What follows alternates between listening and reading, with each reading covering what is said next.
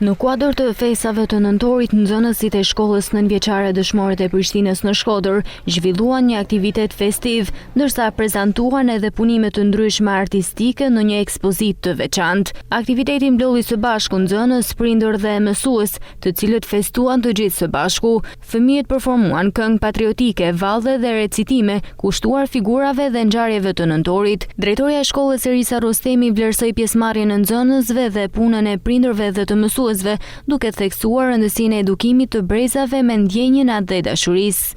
Sot për festat e nëntorit është përgatitur një program nga nxënësit e shkollës dhe ku po jepet, siç e shihni mas shtëpisë teme, është gjithashtu një ekspozitë ekspozuar me punimet e fëmijëve, e cila është paraqitur edhe para 2 ditëve në hollin e bashkisë me temë atdhetarizmi.